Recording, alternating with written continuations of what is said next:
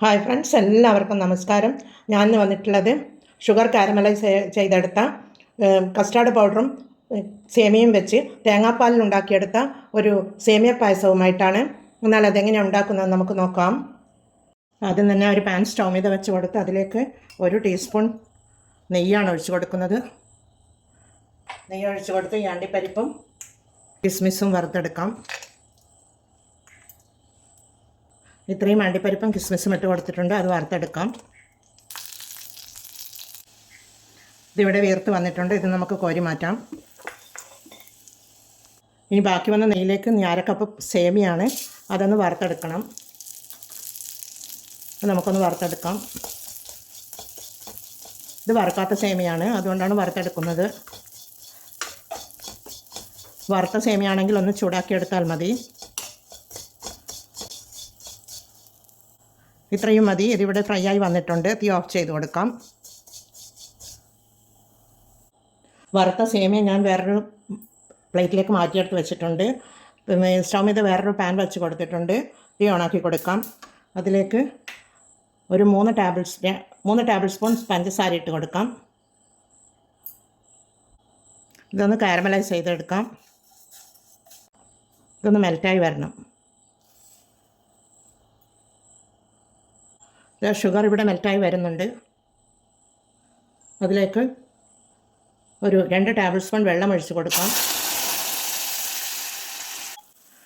ഇതിവിടെ മെൽറ്റായി വന്നിട്ടുണ്ട്. അതിലേക്ക് ഞാൻ വറുത്ത് വെച്ച സേമിയ ഇട്ട് കൊടുത്തിട്ടുണ്ട്.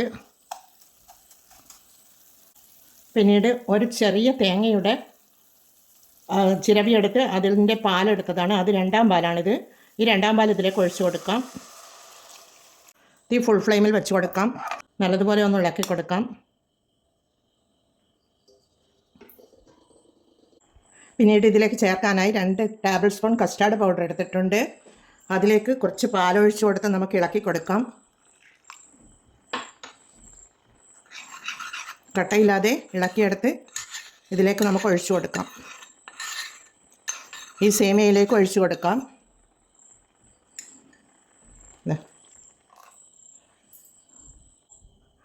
ഒഴിച്ചു കൊടുത്ത് ഇത് പെട്ടെന്ന് തന്നെ കുറുകി വരുന്നതാണ്, അതുകൊണ്ട് കൈവിടാതെ ഇളക്കി കൊടുക്കാം.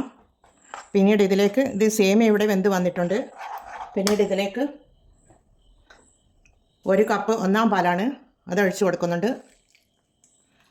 തേങ്ങയുടെ 1ാം പാലാണിത്. ഒരു ചെറിയ തേങ്ങയാണ് ഞാൻ എടുത്തത്.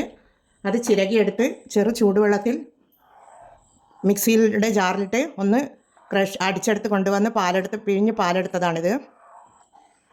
ഇത് നമുക്കൊന്ന് നല്ലതുപോലെ ഒന്ന് ഇളക്കി കൊടുക്കാം. കാരമലൈസ് ചെയ്ത സേമിയ പായസമാണ് ഞാൻ ഉണ്ടാക്കിയെടുക്കുന്നത്. കസ്റ്റാർഡ് പൗഡറും കൂട്ടി ചേർത്ത് കൊണ്ടാണ് ഇതുണ്ടാക്കുന്നത്. നല്ലതുപോലെ ഒന്ന് ഇളക്കി കൊടുക്കാം. തീ ഫുൾ ഫ്ലെയിമിലാണ് വെച്ച് കൊടുക്കുന്നത്. ഇപ്പോൾ ഇതൊന്ന് തിളപ്പിച്ചെടുക്കണം. പിന്നീട് ഇതിലേക്ക് മധുരത്തിന് വേണ്ടി ഞാൻ ഇത് മിൽക്ക് മെയ്ഡാണ് ചേർത്ത് കൊടുക്കുന്നത്. ഒരു 4 ടേബിൾ സ്പൂൺ ചേർത്ത് കൊടുത്തിട്ടുണ്ട്. നോക്കിയിട്ട് നമുക്ക് വീണ്ടും ചേർത്ത് കൊടുക്കാം. ഒന്ന് ഇളക്കി കൊടുക്കാം.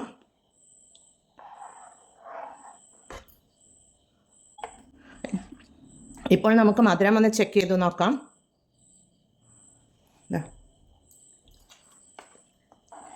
ആവശ്യത്തിന് മധുരമുണ്ട്. ഇനി ഷുഗറൊന്നും ചേർക്കേണ്ട ആവശ്യമില്ല, മിൽക്ക് മെയ്ഡും ചേർക്കേണ്ട ആവശ്യമില്ല. ഇത്രയും മധുരം മതി. ഇനി നമുക്കൊന്ന് ഇതൊന്ന് തിളപ്പിച്ചെടുക്കണം.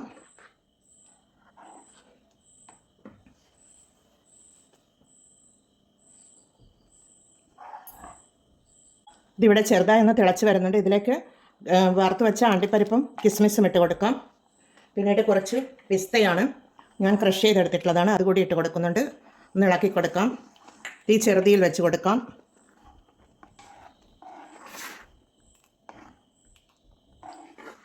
സേമിയ കാരമലൈസ് ചെയ്ത സേമിയ പായസം ഇവിടെ റെഡിയാവുന്നുണ്ട്.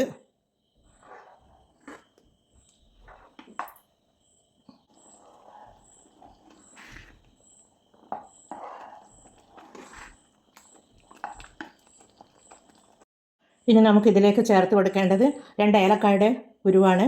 അത് ഞാൻ ഒന്ന് ചതച്ചെടുത്തിട്ടുള്ളതാണ്. അതുപോലെ മധുരം ഒന്ന് ബാലൻസ് ചെയ്യാൻ വേണ്ടി ഒരു പിഞ്ച് ഉപ്പിട്ട് കൊടുക്കുന്നുണ്ട്. 2 ഉപ്പിട്ട് കൊടുത്തൊന്ന് ഇളക്കി കൊടുക്കാം. തീ ഓഫ് ചെയ്ത് കൊടുത്തിട്ടുണ്ട്. ഇതാ കാരമലൈസ് ചെയ്ത സേമിയ പായസം ഇവിടെ റെഡിയാണ്. എല്ലാവരും ഇതുപോലെ ഒന്ന് ട്രൈ ചെയ്ത് നോക്കണേ. അടിപൊളി ടേസ്റ്റാണ്.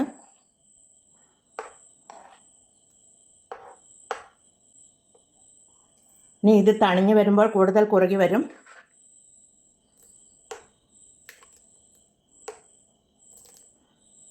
എന്നാൽ എല്ലാവരും ഇത് ട്രൈ ചെയ്ത് നോക്കി ഫീഡ്ബാക്ക് അറിയിക്കണേ. കമൻറ്റും സബ്സ്ക്രൈബും ചെയ്ത് സപ്പോർട്ട് ചെയ്യണേ. അടുത്ത ഒരു വീഡിയോയുമായി വരുന്നത് വരെ എല്ലാവർക്കും thank you for watching. Subscribe ചെയ്തേ കാണാതെ കൂട്ടുകാരുണ്ടെങ്കിൽ ഒന്ന് സബ്സ്ക്രൈബ് ചെയ്യണേ കൂട്ടുകാരെ. Thank you.